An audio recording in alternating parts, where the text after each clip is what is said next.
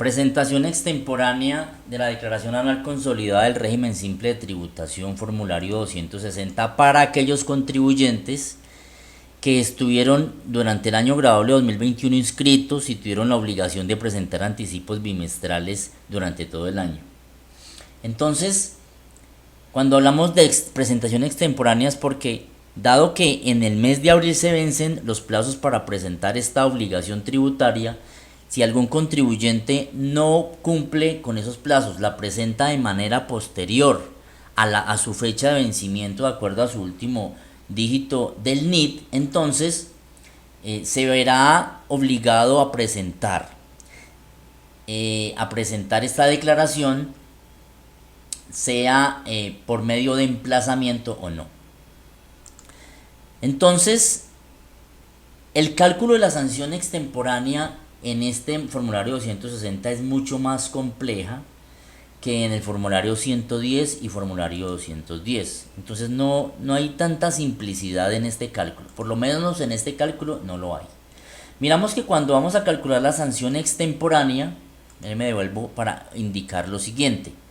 Tenemos unas secciones muy importantes en las cuales, para este ejemplo, estamos asumiendo que las tres secciones cuentan con saldos, como son el impuesto, la liquidación del impuesto simple, la liquidación del impuesto de ganancia ocasional y la liquidación del impuesto nacional al consumo, en caso de que tengan un contribuyente que liquidar saldos en las tres secciones.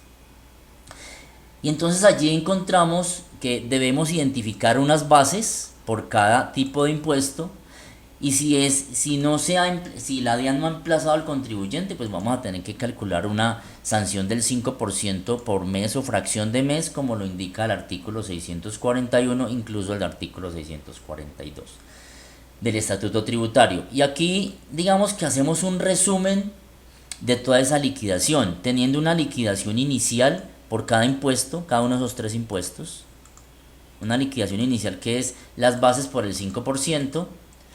El artículo 640 nos permite reducir esa sanción, sea al 50 o al 75%, y tenemos ya la sanción reducida. La tenemos ya acá reducida, y para poder encontrar esa sanción en el ICA o en el componente ICA territorial, observamos que también hay sanciones. Mire. Tenemos entonces sanciones para el impuesto simple, tenemos sanciones para el componente ICA territorial, tenemos sanciones para ganancia ocasional y tenemos sanciones para impuesto nacional al consumo. Tenemos sanciones por todo lado, ¿no? Tenemos una particularidad, sí, y es que la sanción podría cada una estar por debajo de la sanción mínima y no habría lugar a llegar a la sanción, a una sanción mínima por cada una. Es decir, que si la sumatoria de esta sanción reducida que estoy señalando acá estuviese por debajo, la sumatoria estuviese por debajo de la sanción mínima, que son 380.000 pesos, pues podría entonces calcular una proporción a cada uno. Desde ese punto de vista podemos concluir que por cada impuesto sí puede existir una sanción inferior a la mínima, pero acumuladas las sanciones, la sumatoria no puede ser inferior a la mínima. ¿Ok? Entonces, aquí en estas dos, en la sanción del componente simple nacional y del componente ICA territorial, tenemos unos porcentajes o unas proporciones en relación a unos cálculos que indica el instructivo del formulario 260. ¿Sí?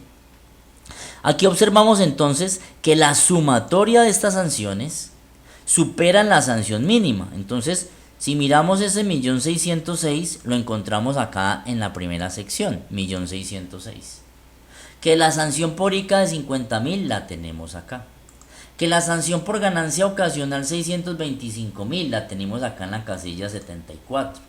Que la sanción por impuesto nacional al consumo lo tenemos en la casilla 86. Entonces, ¿de dónde derivamos esto? De esta información. Entonces, ¿esta información para qué nos sirve? ¿Y esta proporción para qué nos sirve? En el evento en que la sanción aquí indicada llegase a estar acumulada, la sumatoria llegue así a estar por debajo de la sanción mínima, pues estas proporciones me van a servir para que esta sanción mínima, que la sumatoria sí no puede estar por debajo de ella, vamos a llevarla a las casillas del formulario 260, en las casillas que ya mencionamos, casilla 54, casilla 60, casilla 74 y casilla 86. Hagamos un ejercicio. Digamos que la sumatoria de esto está por debajo de la mínima. Entonces, supongamos acá 110.000. Y acá supongamos 98.000. Entonces, la sumatoria me da 308.000. No significa que estos 308.000 los voy a llevar como sanción al formulario 260. No podría, por cuanto la sanción mínima es de 380. La sumatoria está por debajo. Entonces los valores aquí que no voy a llevar no son estos, sino estos. En razón a estas proporciones. En razón a esas proporciones. Entonces miremos que, por ejemplo, en el impuesto simple no voy a llevar estos 110.000, sino 135.000. Miremos acá. Aquí aparecen 136.000 porque el artículo 577 del Estatuto Tributario nos indica que debemos hacer aproximaciones a múltiplos de 1000. Entonces, en razón a eso es la diferencia. Lo mismo digamos aquí, como no hicimos cambios en el ICA territorial, el componente ICA territorial, pues me aumentó la proporción. Digamos acá en ganancia ocasional, no son 98.000, sino 120.000. Digamos 121.000 haciendo la aproximación a múltiplos de 1000. Entonces miremos en la casilla en la casilla 74 me está liquidando una sanción. Y el mismo procedimiento se debe aplicar para las sanciones de corrección. Es muy importante que tengamos en cuenta esto, porque alguien que liquide la sanción de manera diferente puede incurrir en error y colocar a pagar a una empresa unas sanciones superiores, es decir, pagar esos mismos 380.000 por 4, pensando 1.520.000, pensando que la mínima tiene que liquidarla por cada tipo de impuesto, porque como venimos acostumbrados a liquidar solamente que no puede, la sanción no puede estar por debajo de la mínima, venimos acostumbrados a hacerlo en los otros formularios, en las otras declaraciones, pues vamos a pensar que aquí se va a hacer igual, y no es así. ¿Correcto?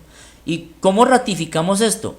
Estudiando el instructivo del formulario 260. Feliz día.